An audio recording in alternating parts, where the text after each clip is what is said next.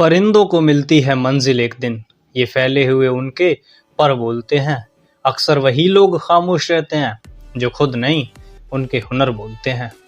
यूं तो दुनिया में लाखों लोग कामयाब होते हैं, मगर कम उम्र में कामयाबी हासिल करना, और वो भी ऐसी कि जो इतने रिकॉर्ड बना दे जिनका टूटना असंभव हो जाए, अगर ये किसी ने कर दिखाया है तो वो है musician, singer, song writer, record producer, music video director और एक्टर टेलर स्विफ्ट।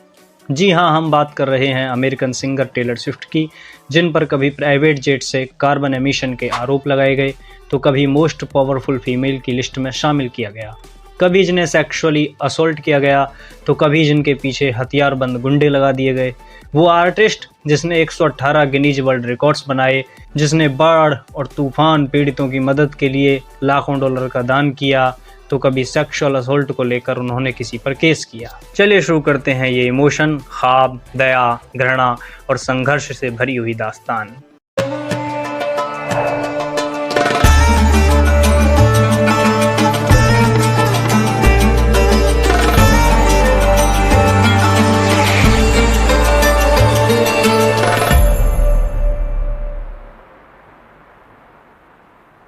दोस्तों, टेलर स्विफ्ट का जन्म 13 दिसंबर 1989 में वेस्ट रीडिंग, पेंसिल्वेनिया में हुआ था। उनका नाम टेलर एक महान सिंगर जेम्स टेलर के नाम से आया था। उनके पिता स्कॉट किंग्सले स्विफ्ट पहले एक शेयर मार्केट इन्वेस्टर रहे थे, और उनकी माँ उस समय पर तो एक गृहिणी ही थी, लेकिन उन्होंने भी पहले म्यूचुअल फंड में काम किया था।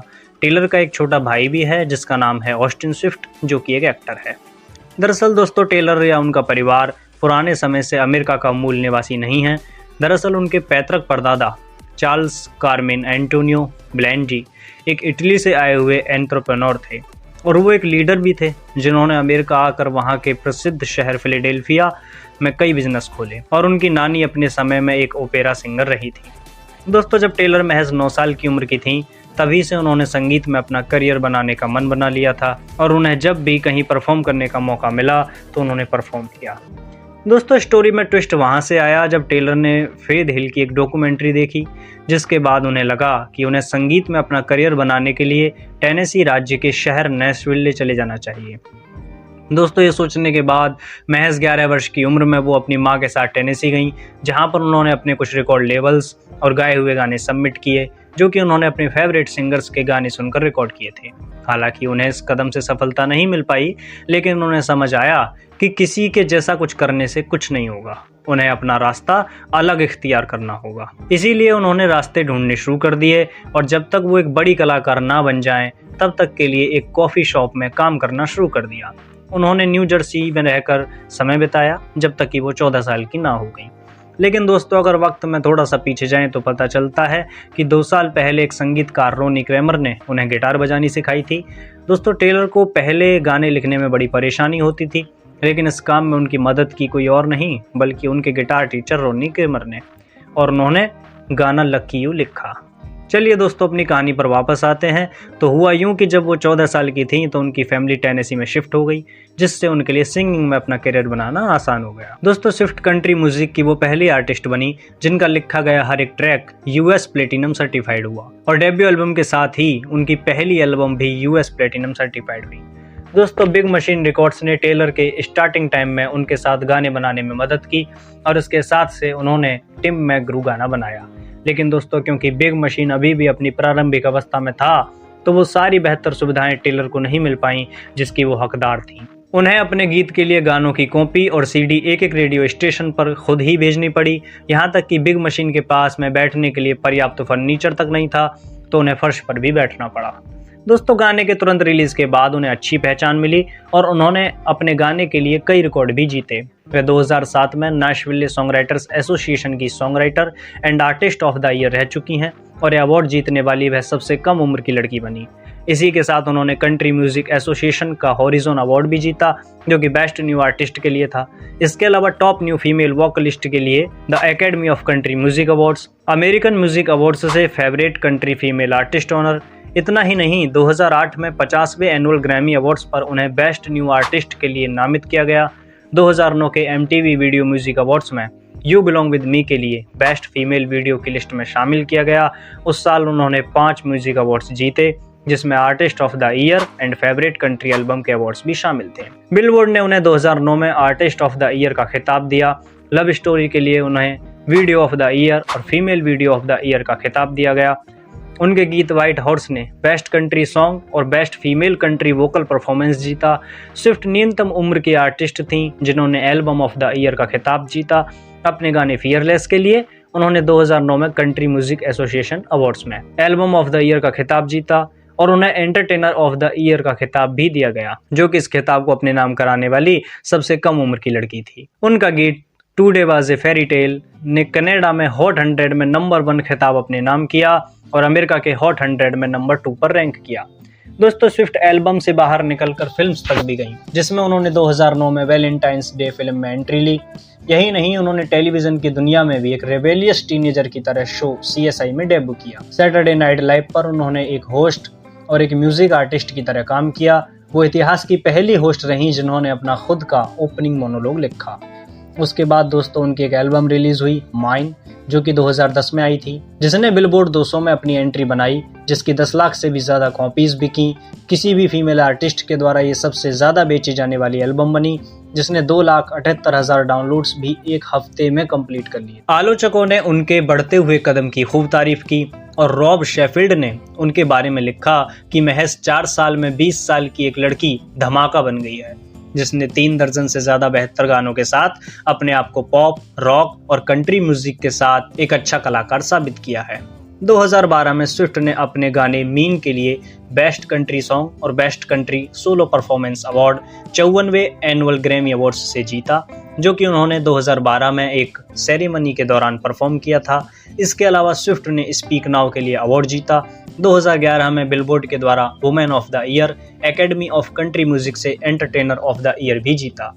उनके गीत रोलिंग स्टोन ने 50 best female albums of all time में अपना नाम दर्ज कराया और कहा गया कि बेशक वो कंट्री स्टेशन पर सुनी जाएं, लेकिन वो उन कलाकारों में से हैं जिन्होंने किसी भी कान को एक बार अपनी आवाज सुनाकर इतना मुग्ध कर दिया है कि वह दोबारा से उनके गानों को बस एक बार क्लिक करना चाहता है। स्विफ्ट ने अपनी चौथी स्टूडियो एल्बम रेड से we are never ever getting back together गाना रिलीज किया और उनका यह गाना अमेरिका और न्यूजीलैंड में नंबर 1 बन गया और डिजिटल हिस्ट्री में सबसे ज्यादा बेचे जाने वाला गाना बना। सिर्फ इतना ही नहीं, एक हफ्ते में 20 लाख कॉपीज बेचने के साथ साथ रेड उनका यूके में नंबर 1 गाना बन गया। द रेड का टूर लगभग 1 साल चला और इसने $150 मिलियन की कमाई की और यह देश का सबसे ज्यादा कमाई करने वाला टूर बना, जिसके लिए स्विफ्ट को पिनेकल अवार्ड से सम्मानित किया गया। चलिए दोस्तों, उनके कुछ फेमस गानों के बारे में जानते हैं, जो कि हैं Fearless, Love Story, You Belong With Me, Speak Now, Red और We are never ever getting back Together. दोस्तों, ये बात कमाल की है कि Taylor pop, country, folk, rock और अल्टरनेटिव सभी जेनर्स के सॉन्ग गा लेती हैं और उन्होंने वोकल्स, गिटार, बैंजो, पियानो और यूकेलेले जैसे इंस्ट्रूमेंट्स पर भी गाने गाए हैं। दोस्तों, टेलर स्विफ्ट ने कामयाबी की वो रफ्तार दिखाई है कि दुनिया के शीर्ष म्यूजिशियन में उन्होंने अपना नाम बनाया और 2019 आते आते उनके गानों की 20 करोड़ से ज्यादा कॉपीज बिकी, जो कि अपने आप में एक बहुत बड़ा रिकॉर्ड है।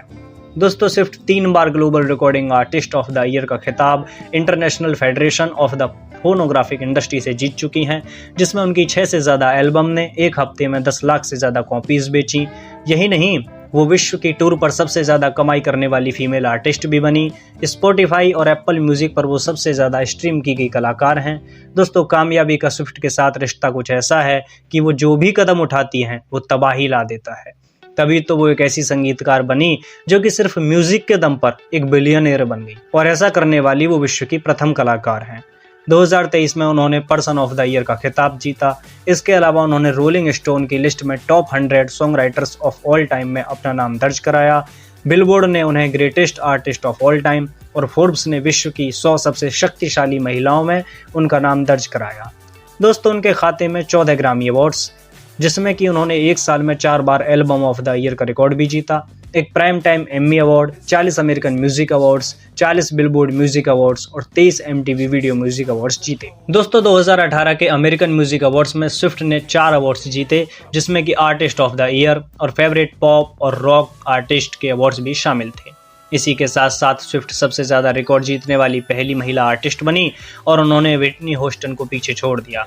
दोस्तों, जब 2020 में उनकी एल्बम फोल्कलोर रिलीज हुई तो इसने 12 लाख कॉपीज बेची। और इसने 63वें एनुअल ग्रैमी अवार्ड्स में एल्बम ऑफ द ईयर का रिकॉर्ड अपने नाम किया। और स्विफ्ट ने एक बार नहीं बल्कि 3 बार इस रिकॉर्ड को जीता और ऐसा करने वाली विश्व की वो प्रथम महिला आर्टिस्ट बनी। बिलबोर्ड के अनुसार वो अमेरिका की सबसे ज़्यादा कमाई करने वाली म्यूजिशियन बनी और दुनिया की सबसे ज़्यादा कमाई करने वाली सोलो म्यूजिशियन भी।